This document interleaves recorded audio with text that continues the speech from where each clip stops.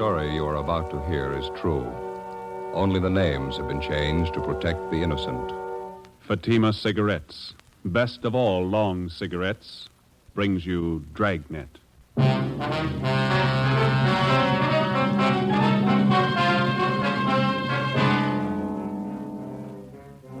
You're a detective sergeant. You're assigned to robbery detail. 3 persons are shot down in a $12,000 holdup. One of the bandits is apprehended, convicted, and sent to prison for life. The other one is still at large. Your job, get him. If you want a long cigarette, smoke the best of all long cigarettes. Smoke extra mild Fatima. Yes, Fatima is the king-size cigarette, which contains the finest Turkish and domestic tobaccos superbly blended to make it extra mild, to give Fatima a much different, much better flavor and aroma than any other long cigarette. That's why Fatima has more than doubled its smokers coast to coast. Enjoy extra mild Fatima yourself.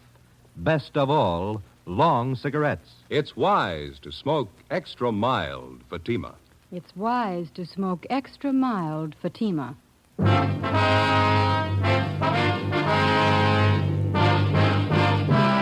Dragnet, the documented drama of an actual crime.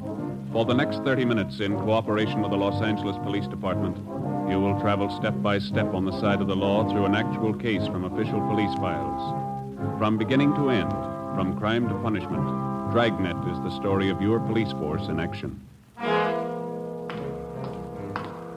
It was Tuesday, June 6th. It was cloudy in Los Angeles. We were working the day watch out of robbery detail. My partner's Ben Romero. The boss is Captain Ed Walker. My name's Friday. I was on the way back from communications, and it was 11:35 a.m. when I got to room 27A, robbery division. Joe, how are you? Oh, hi, Dave. Message in the book for you. Came in a couple of minutes ago. Oh, thank you. Woman's voice. Wanted you to call as soon as you got in. Yeah, thank you, Dave. We get it now.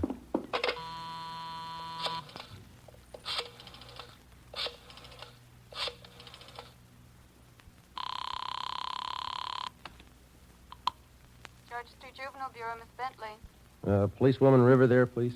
Just a minute. River? Hold on, please. All right. Miss River? Dorothy? Joe Friday. Oh, yes, Joe. You get the message? Yeah. You worrying about your purse? I can't find it anywhere. Did I leave it in your car last night? Found it this morning. I can leave it at the desk here if you like. You can pick it up sometime today. Oh, that'll be swell, Joe. Thanks a lot. Sure, Dorothy. I had a wonderful time last night, Joe. I certainly enjoyed it. Yeah. Pretty good movie, huh? They, Dorothy? Yeah. Mother and I were talking this morning at breakfast. Like to come over to the house sometime for dinner? Ma'd like to meet you. Oh, well, sure. That'd be fine. I'd like to meet your mother. How about a week from this coming Monday? That's my day off. Is that okay? All right. A week from this Monday. If the weather's good, well, maybe we can have a barbecue out in the back. Oh, it sounds wonderful. Okay, see you later then. All right, Joe. Bye. Bye. Joe? Hi.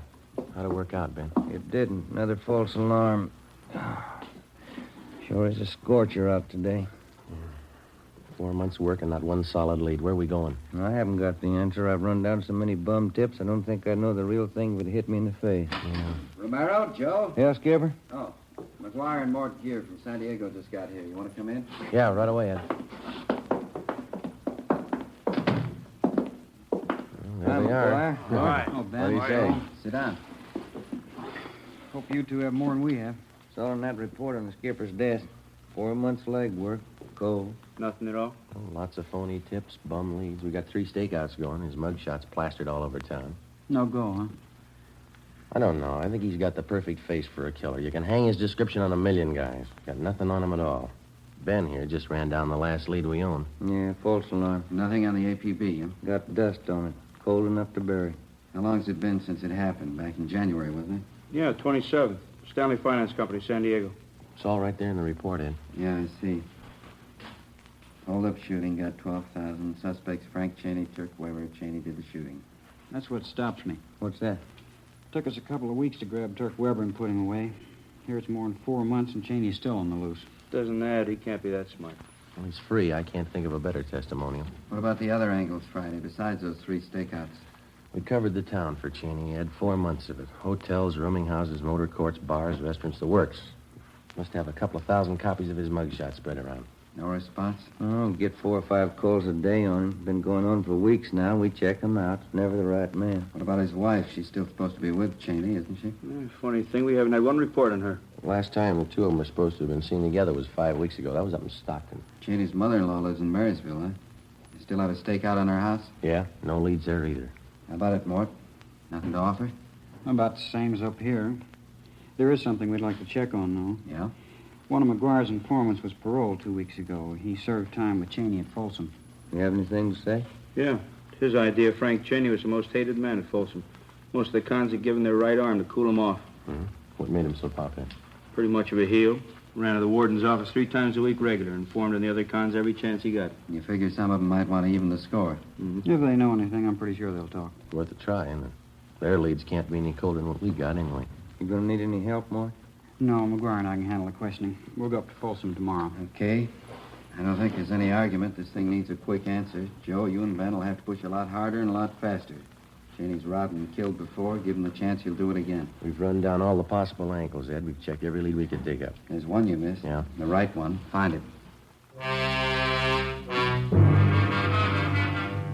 From the day Frank Cheney had been identified as the killer in the San Diego hold-up murder 4 months before, all of us realized the danger of another killing as long as he was loose.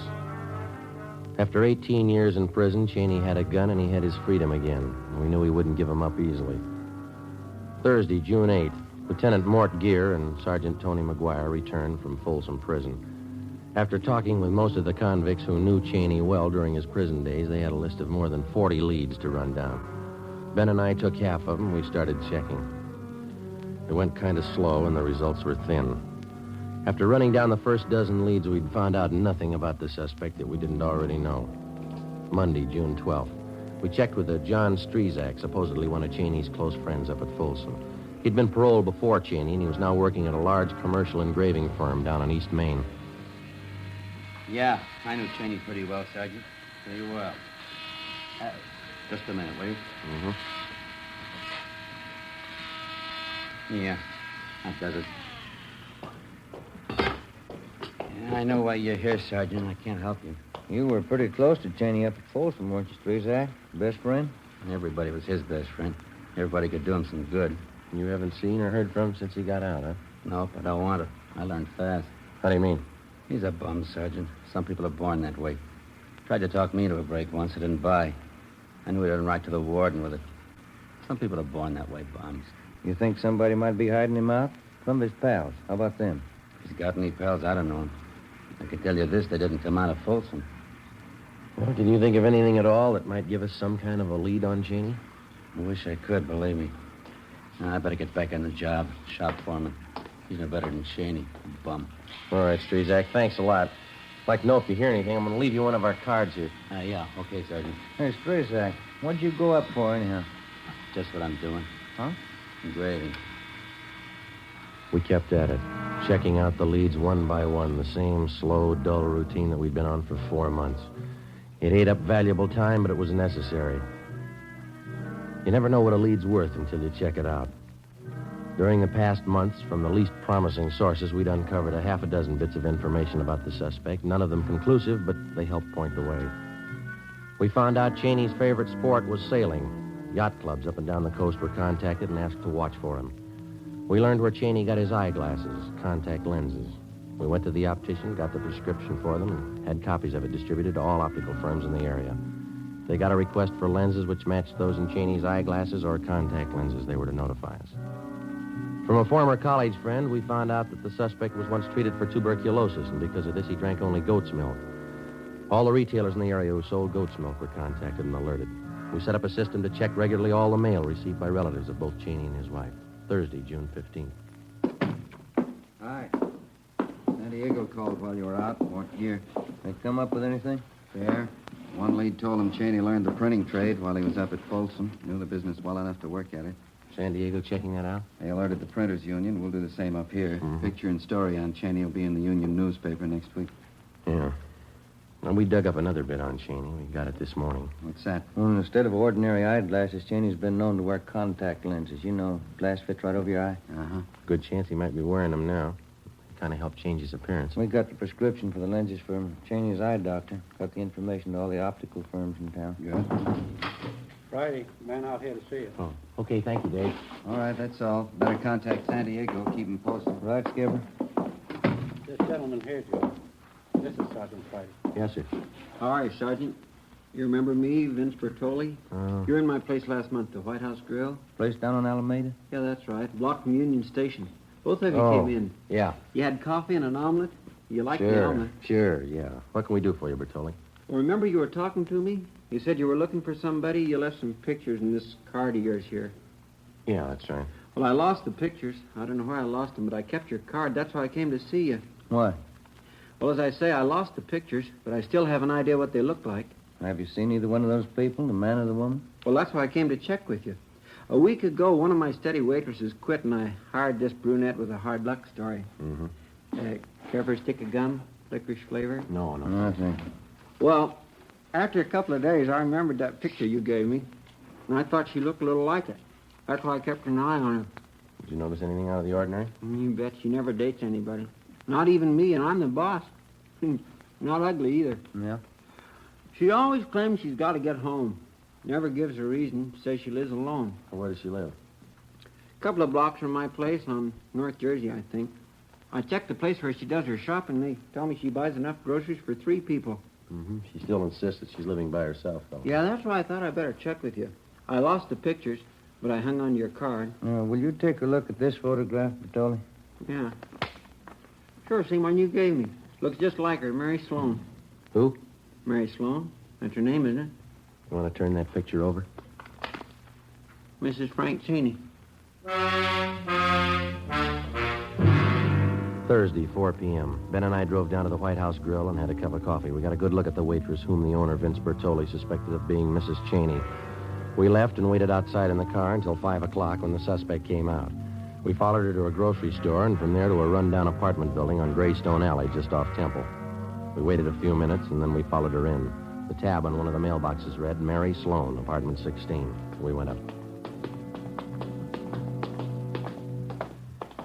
Which one, Joe? Number 16. It's down this way. Come on. Mm-hmm.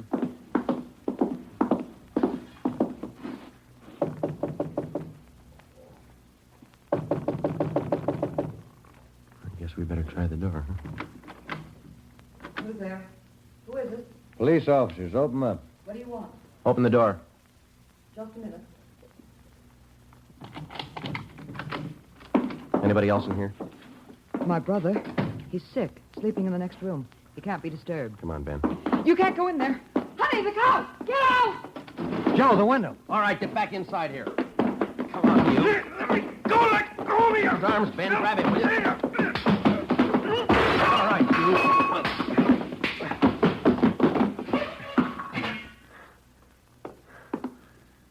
Are you all right? Yeah. Thought he broke my bridge work. Yeah, you got clipped for nothing. Hmm? Not Cheney.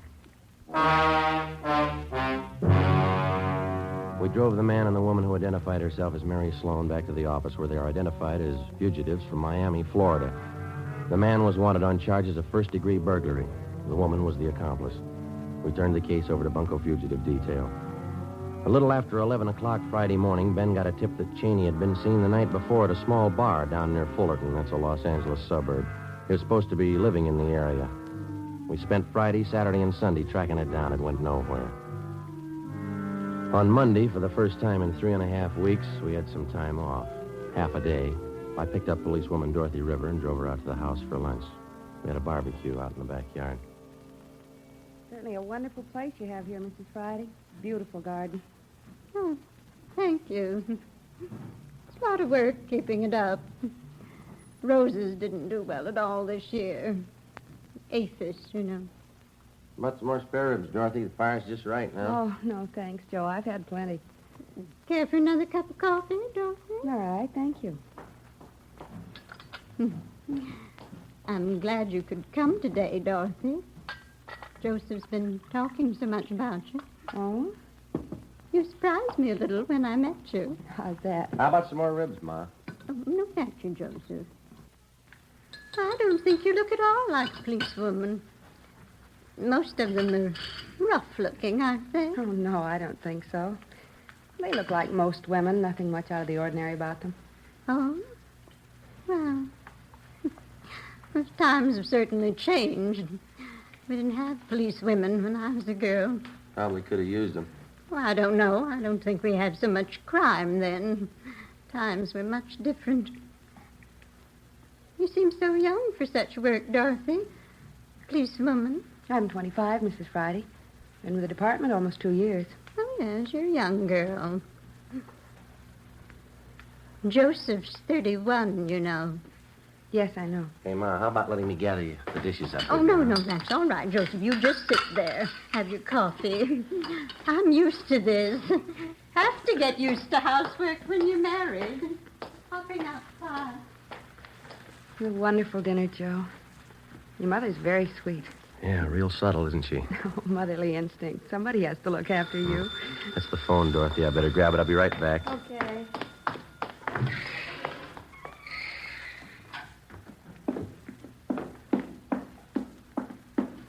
I'll answer, Joseph. Never mind, Ma. Let me get it.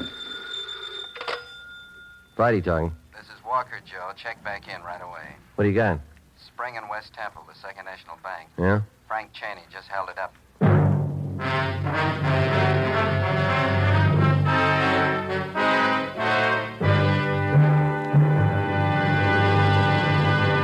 You are listening to Dragnet, the case history of a police investigation presented in the public interest by Fatima Cigarettes. If you smoke a long cigarette, it will be in your interest to listen to a typical case history of a Fatima smoker. It's the case of registered nurse Shirley Gelman of Los Angeles, California. You'll see her picture in leading magazines this week.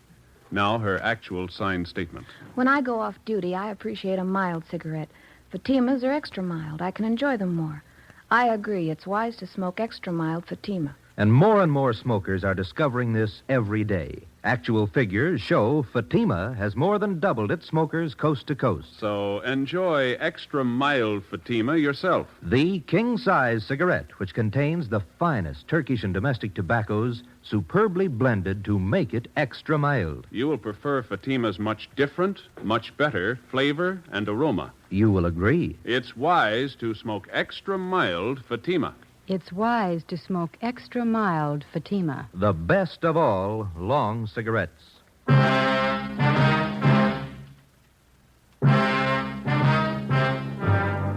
Monday, June 19th, 3 p.m. I went back to the office, picked up Ben and Captain Walker, and the three of us drove to the scene of the robbery at the corner of Spring and West Temple, the Second National Bank. Ricketts and Thaxter from robbery detail were already there questioning witnesses. We talked to the bank's vice president in charge at the time of the holdup, Mr. Bronson.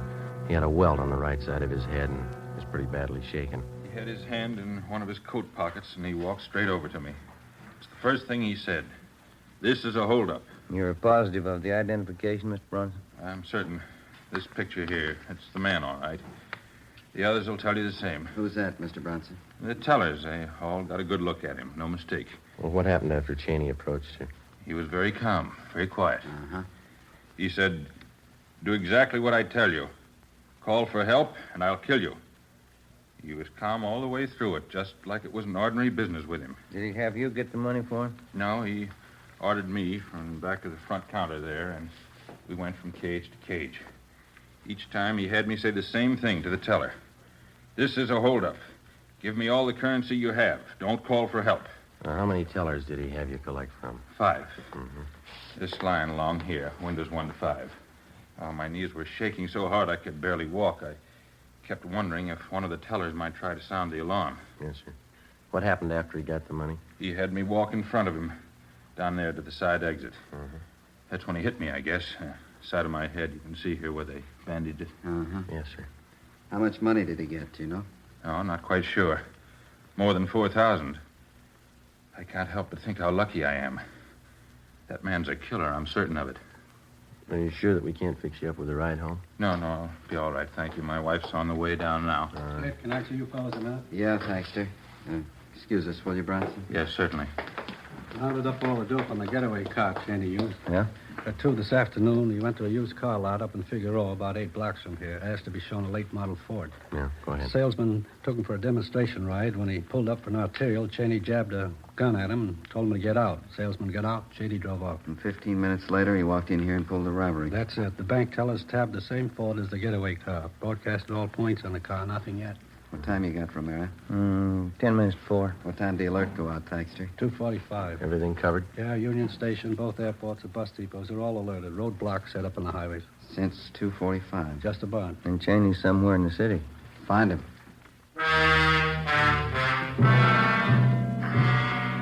6 p.m., the search went on.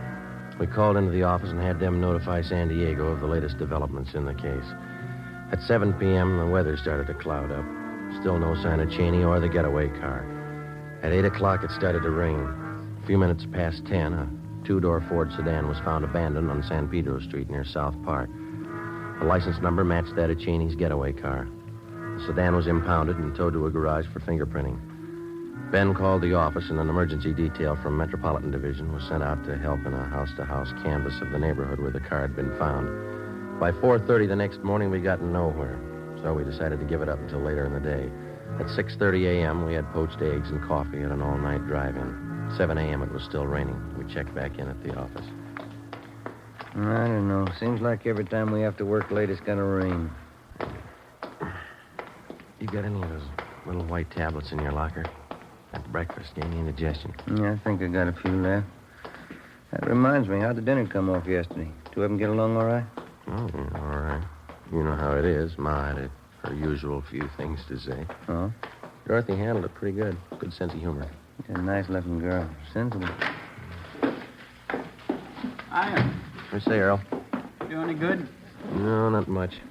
Phone message in the book for you. You're supposed to call as soon as you get in.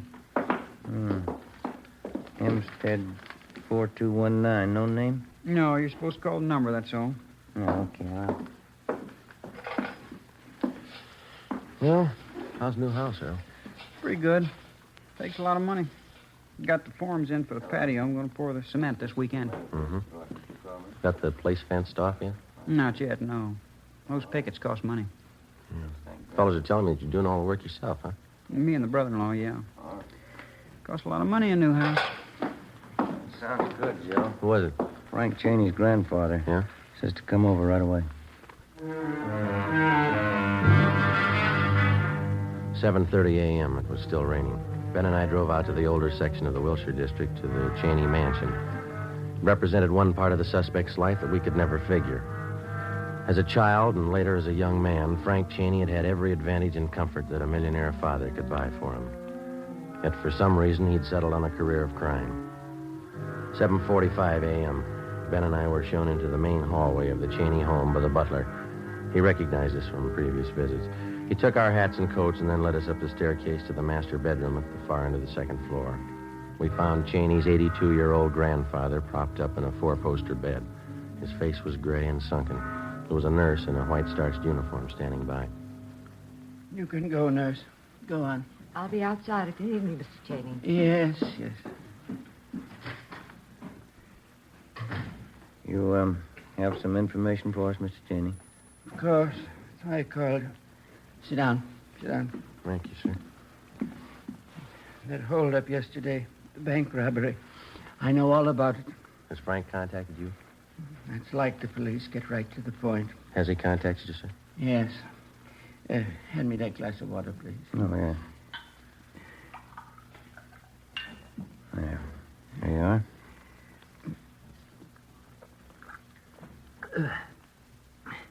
Thank you. No, leave it on the table there. Oh, yes. When Frank got out of prison last year, he came to see me. I offered him one more chance. I told him if he decided to earn his way, he'd have all the help I could give him. He said he would. Yes, sir. I was a fool like everyone else. I believed him. Any idea where Frank is now? I gave him everything it was possible to give him. He wrecked the family, his father's life, my life. Everything he touched, he ruined. You know where he is now, sir? He telephoned me day before yesterday. He was going away, Central America. Why didn't you notify us? He was going away. I thought it'd be better. We've had enough notoriety, newspaper stories. How is he going to get to South America, sir? Swedish ship. He's going to work his way. He called from San Pedro. Staying in some hotel there. You don't know the name? Find him, take him away. Bury him someplace. Okay, Joe. Yeah. Well, thank you very much, Mr. Cheney. Sergeant. Yes, sir? Frank will have a gun. He'll try to use it. Yes, sir. Kill him. 9 a.m. Ben and I went back to the office and put in a call to the Swedish Vice Consulate on South Spring Street. They told us that 3 days before, a man answering Cheney's description had signed on the Swedish motor ship Southern Cross as a member of the engine room crew. We picked up Sergeants Thaxter and Davis and drove down to San Pedro. The Southern Cross was still taking on cargo when we got there. We showed Cheney's mugshot to the first mate. You're the American. Cameron, that's him. He signed on this trip. Is he aboard the ship now? Oh, he's right up there on deck. He was there. I guess he went below. What if you take us to him, please? All right. Lindgren! Ja? Ta över kommando en liten stund. All right, this way. The gangway, mind you. Better watch it, Ben. Yeah.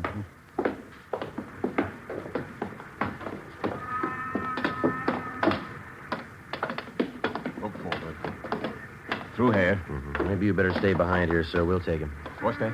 Might be a little trouble here. Do you want to stay behind us? All right. He must be in the engine room. Stay ahead, then turn to your left. Down the companion bay. Right, thank you. Come on, now watch your step here. Yeah.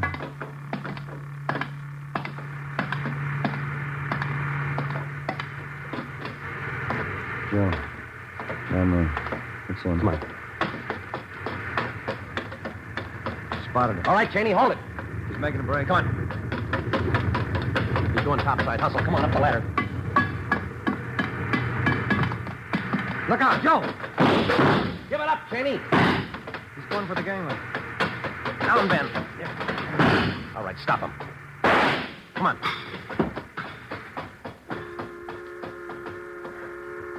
Yeah. Through the shoulder. Yeah. Bumped his head when he fell. Better get the cuffs on him. Yeah. Where'd everybody disappear to? I guess you didn't notice when we came aboard. Huh? Look topside. See? Red flag. Oh, yeah. Taking on fuel, huh? There's some of the cargo right over there. Oh. High explosives. The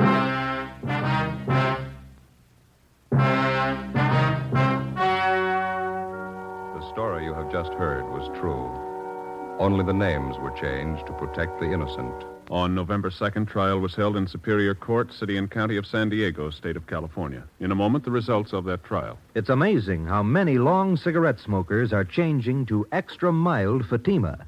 Here is the actual report. From coast to coast, extra mild Fatima has more than doubled its smokers. Yes, more and more smokers every day are discovering that Fatima is the king-size cigarette that is extra mild. Extra mild because it contains the finest Turkish and domestic tobaccos superbly blended to make it extra mild, to give it a much different, much better flavor and aroma. Enjoy extra mild Fatima yourself.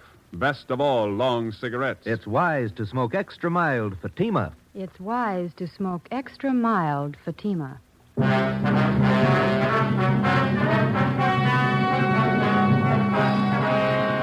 Frank Bertram Cheney was tried and convicted of murder in the first degree. He is now awaiting execution in the lethal gas chamber at the State Penitentiary, San Quentin, California. Fatima Cigarettes, the best of all long cigarettes, has brought you Dragnet from Los Angeles. This is NBC, the national broadcasting company.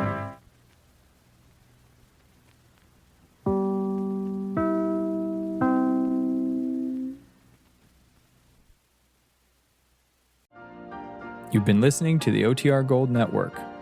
Find more classic radio at otrgold.com.